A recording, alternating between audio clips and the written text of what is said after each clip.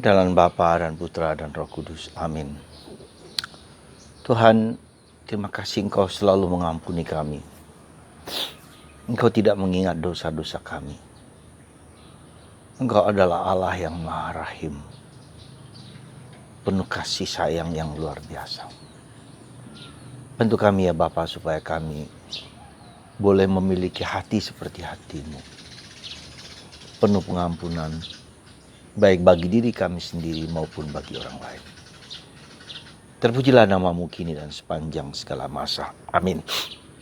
Saudaraku terkasih dalam Kristus, apa yang menjadi salah satu hadiah terbesar yang Tuhan berikan kepada kita? Damai. Ya. Fransiskus Assisi mengatakan pace e bene. Damai, kedamaian. Kedamaian itu adalah suatu anugerah, tapi juga suatu perjuangan. Suatu situasi, suatu kondisi, suatu keadaan di mana orang berdamai dengan diri sendiri. Orang tidak menolak,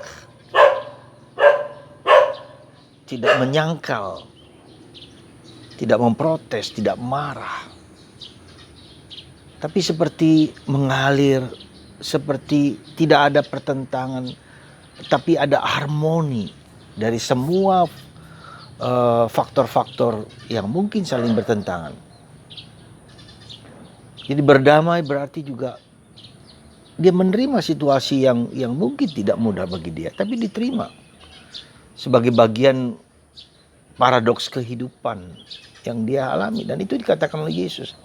Kalau kamu tidak berdamai dengan orang yang membenci kamu, yang bertengkar dengan kamu, berdamai dulu, supaya bisa setelah itu menghadap Tuhan. Saudaraku terkasih, saya ingin mengajak Anda untuk melihat lapisan-lapisan atau refleksi kita tentang perdamaian. Mengapa kita sulit berdamai dengan orang lain? Mengapa kita sulit berdamai dengan orang bukan sekedar musuh, bukan sekedar lawan, bahkan orang yang hanya tidak cocok dengan kita. Mungkin yang tidak sefaham dengan kita, tidak sepikiran, tidak seperasaan dengan kita, yang berbeda begitu saja. Seringkali kita membuat tidak merasa tenang, tidak merasa damai, tidak merasa nyaman. Kita gelisah karena sesuatu yang berbeda dengan kita sendiri. Berdamai itu menurut saya adalah Bhinneka Tunggal Ika. Bhinneka dengan segala macam aneka situasi yang mungkin bertentangan, yang mungkin berbeda, yang mungkin tidak sama, yang mungkin tidak pas dengan diri kita. Ada beraneka ragam yang paradoks kehidupan yang tidak kita mengerti, dan itu merupakan sesuatu yang harus kita terima. Nah, untuk sampai kepada situasi yang demikian, maka saya sendiri harus reconcile with myself. Sekali lagi, kita harus reconcile, harus berdamai dengan diri sendiri. Ya.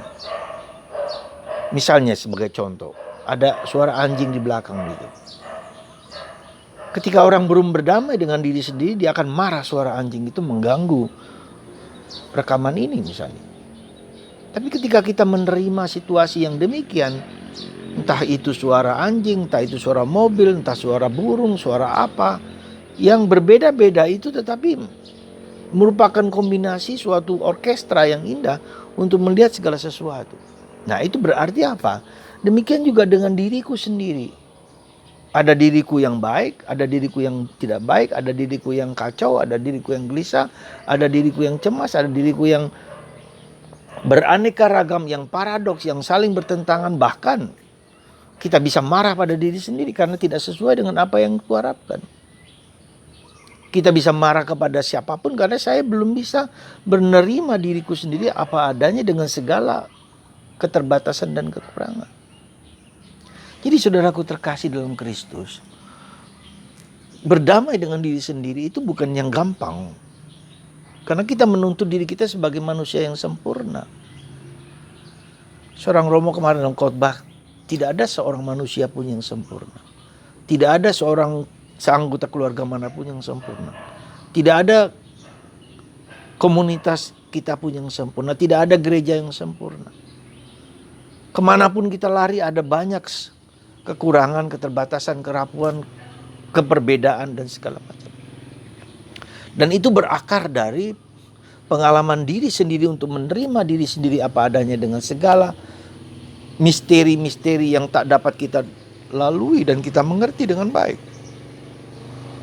Dan Tuhan juga menerima itu, dan dasarnya adalah karena Tuhan menerima diriku sendiri apa adanya seperti itu. Ya. Tidak sempurna, baik, tetapi berjuang, berproses untuk menjadi lebih baik. Maka dalam bagian terakhir dikatakan, hendaklah kamu sempurna seperti Bapamu sempurna adanya. Dan itu suatu undangan, suatu proses, suatu pergulatan, suatu tantangan juga. Jadi suatu anugerah, tetapi juga sesuatu yang diarahkan menuju kepada kesempurnaan seperti Bapa. Dan tanpa batas. Barulah setelah kita wafat terjadi. Jadi saudaraku terkasih, mari kita lihat diri kita sendiri. Kita berdamai karena Tuhan menerima aku apa adanya. Aku tidak bisa menerima orang lain apa adanya karena aku tidak bisa menerima diriku sendiri apa adanya. Inilah yang Tuhan berikan dan inilah yang aku terima. Dan aku syukuri, aku persembahkan kepada Tuhan. Semoga saudaraku terkasih, kita bersyukur karena Kristus telah menyempurnakan itu. Telah menghancurkan yang menyebabkan manusia terpecah belah. Ya. Maka kalau kita melihat ada pribadi orang yang terpecah belah, yang berantakan gitu, kacau balau. Ya, itu juga karena ketidakmampuan untuk menerima diri sendiri apa adanya.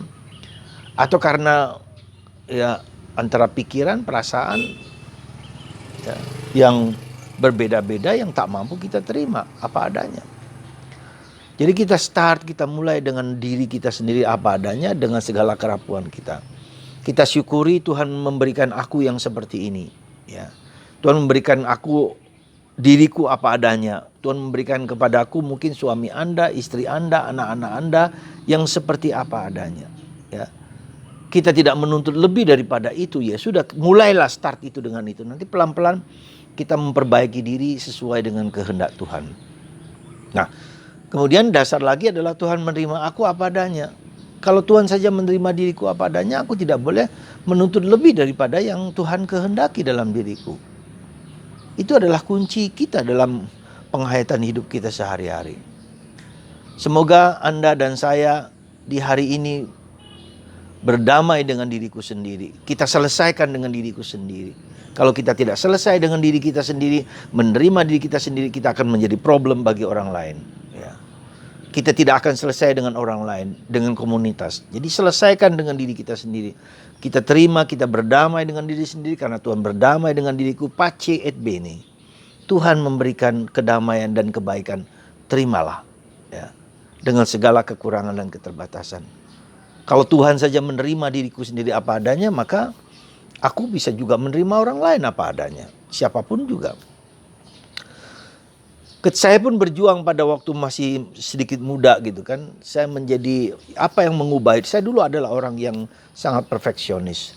Tapi ketika saya tahu dan mulai sadar bahwa Tuhan saja menerima aku apa adanya. Kenapa aku tidak menuntut lebih kuat, lebih besar, lebih sempurna tentang diriku sendiri. Dan itu membuat aku gelisah. Ya, membuat aku cemas. Ya.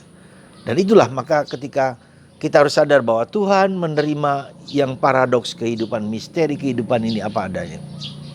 Ya, di luar dengan segala macam perkembangan zaman dan seterusnya, dan apa saja di luar.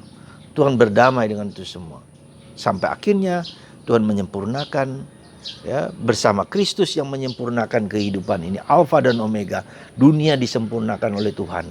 Maka hendaklah kamu sempurna seperti Bapamu di surga adanya. Tuhan memulai itu, menerima, kita menerimanya, ya, mencintainya, mengasihinya, dan pelan-pelan bersama Kristus, bersama Roh Kudus membawanya kepada Bapa. Kita persembahkan hidup kita dari hari ke hari kepada Tuhan. Dan Tuhan akan menyempurnakan itu dengan sempurna. Semoga Tuhan memberkati Anda dan memberkati kita dan berjuang dengan rahmat dan kasih-Nya untuk menerima diri sendiri menerima orang lain sebagaimana Tuhan menerima dan mencintai kita. Tuhan memberkati Anda semua, dalam nama Bapa dan Putra dan Roh Kudus. Amin.